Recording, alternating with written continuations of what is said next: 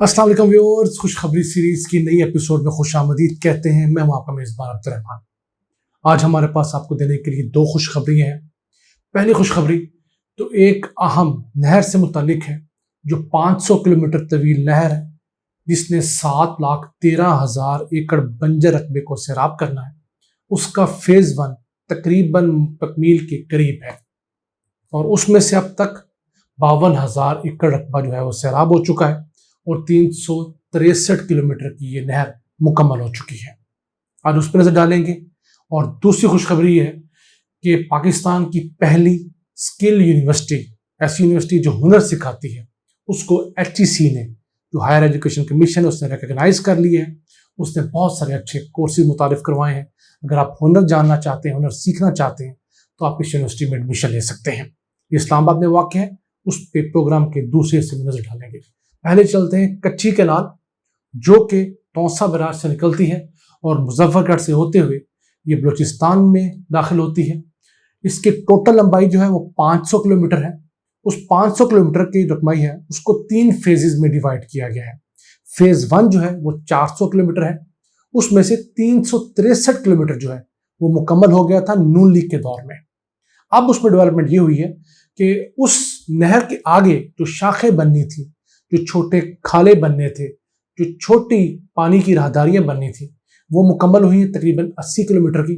और उस वजह से 52,000 एकड़ रकबा जो है वो सैराब हो रहा है। इस फेज का बकिया 40 किलोमीटर का रकबा है, उसके ऊपर काम जारी और सारी है। और उम्मीद है इंशाल्लाह ताला कि अगस्त सन 2022 तक, यानी कि 1 साल के अंदर अंदर वो 40 किलोमीटर और उसके साथ साथ जो मुंसलिक दीगर छोटी शाखें होंगी, खाले होंगे, छोटी नहरें, राजबा होंगे, वो मुकम्मल हो जाएंगे। तो 1,02,000 एकड़ रकबा फेज 1 का अगले साल अगस्त तक इंशाल्लाह सैराब होना शुरू हो जाएगा। ये पानी जो है ये बलूचिस्तान का हिस्सा तो था दरिया सिंध में, लेकिन चूंकि बलूचिस्तान को कोई दरिया नहीं जाता, कोई नहर नहीं जाती दरिया सिंध से, तो इस वजह से उनको उनका ड्यू शेयर नहीं मिल रहा था। इस नहर के बाद अब उनको आहिस्ता आहिस्ता उनका शेयर मिलना शुरू हो गया है। यहाँ एक बात याद रखिए कि बलूचिस्तान के अंदर करोड़ों एकड़ रकबा ऐसा है जिसको सिर्फ अगर पानी मुहैया करके लेवल कर दिया जाए तो वो काबिल काश्त है। उनमें से 60 लाख एकड़ रकबा तो इस कच्ची प्लेन के ऊपर है। ये कच्ची का इलाका जो एक वैली टाइप है, इसके अंदर 60 लाख एकड़ रकबा जरखेज है, पानी की कमी है।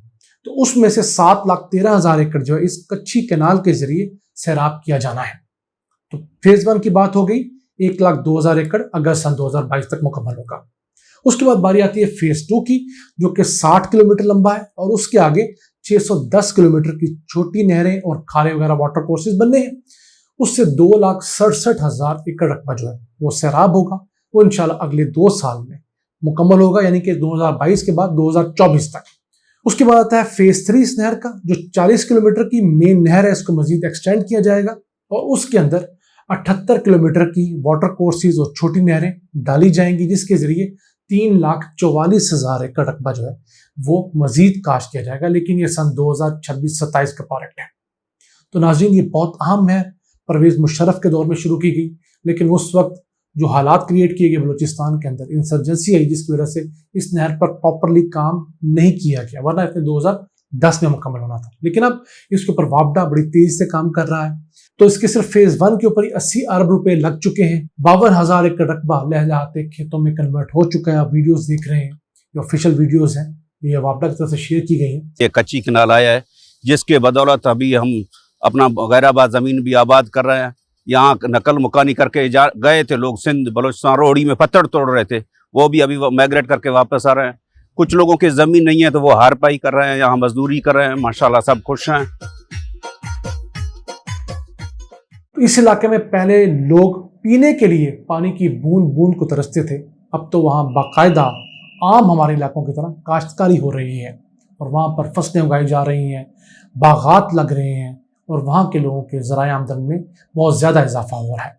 अब इसके बाद अगर कालाबाग डैम पाकिस्तान इंशाल्लाह 10, 15, 20 साल बाद किसी कंसेंसस के बाद बनाने में कामयाब हो जाता है, तो कालाबाग डैम के जरिए इस कच्ची जो प्लेन है उसके 60 लाख एकड़ को सैराब किया जा सकता है, क्योंकि कालाबाग डैम से बलूचिस्तान को भी पानी का हिस्सा जाएगा। अब ये कच्ची कैनाल के जब समरात आएंगे तो बलूचिस्तान के हमारे भाइयों को एहसास होगा कि डैम्स किस कदर ज़रूरी होते हैं, बैराजेस किस कदर ज़रूरी होते हैं पानी को महफूज करने के लिए और पानी डाइवर्ट करने के लिए।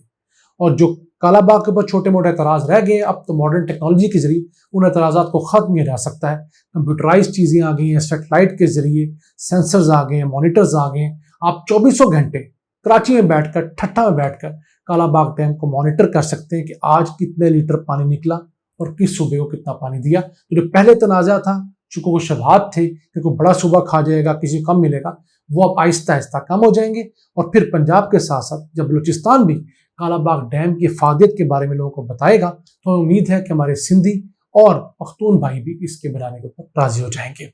उसके बाद चलते हैं आज की दूसरी अहम खुशखबरी की तरफ कि पाकिस्तान के अंदर पहली स्किल्स डेवलपमेंट की जो यूनिवर्सिटी है उसको बाकायदा चार्टर दे दिया गया है HTC की जानिब से। इससे पहले पाकिस्तान में हुनर निखारने की कोई यूनिवर्सिटी नहीं थी, इंस्टीट्यूट थे सारे के सारे। ये भी एक स्किल्स डेवलपमेंट का इंस्टीट्यूट था जिसको नून लीग के दौर में 2017 के अंदर यूनिवर्सिटी का दर्जा दिया गया, लेकिन HTC से इसका चार्टर अप्रूवल नहीं हुई थी। अब HTC ने, जो कि सबसे हाईएस्ट बॉडी है यूनिवर्सिटी डिग्री अवार्डिंग इंस्टीट्यूट्स के लिए, उसने इसको चार्टर जारी कर दिया है। अब इसके जरिए यूनिवर्सिटी लेवल के ऊपर मुख्तलिफ हुनर जो हैं वो सिखाए जा रहे हैं, मुख्तलिफ कोर्सेज स्टार्ट हो गए हैं। इसमें इंजीनियरिंग कोर्सेज भी स्टार्ट हुए हैं और वैसे जो हम डिप्लोमा कोर्सेज हैं वो भी स्टार्ट हो चुके हैं, जो मुझे बहुत पसंद आए हैं। एक तो मोबाइल मैन्युफैक्चरिंग का डिप्लोमा है, मोबाइल असेंबलिंग का, मोबाइल रिपेयरिंग का।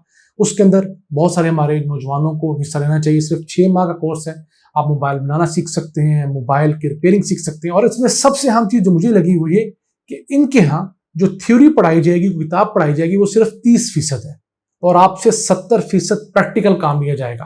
तो आप क्या, जब इंडस्ट्री में जाएं तो आप मुंह उठा कर देखते न रहें। हमारी नॉर्मल यूनिवर्सिटी में होता था कि 90% आपको थ्योरी पढ़ाई जाती है, बमुश्किल 5-10% आपको प्रैक्टिकल करवाया जाता है। और जब इंडस्ट्री में आप जाते हैं तो आपका कोई एक्सपीरियंस नहीं होता, कोई आपको कबूल नहीं करता।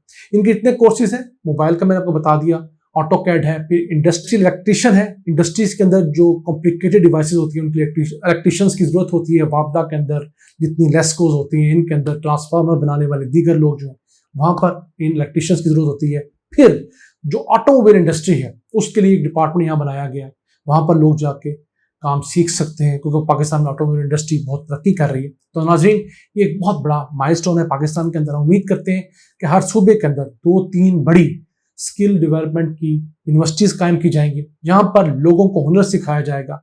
जो बंदा नहीं पढ़ सका किसी वजह से, मईशत खराब होने की वजह से, खुद पैसे ना होने की वजह से, मजबूरी की वजह से, वो कम से कम यहाँ जाकर हुनर सीख ले।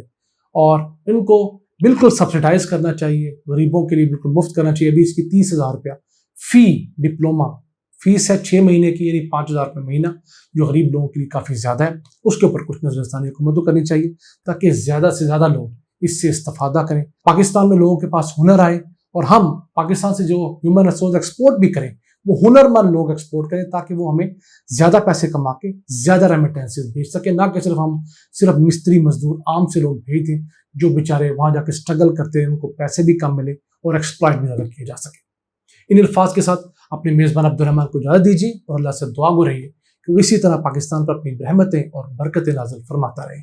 अल्लाह ने के बाद।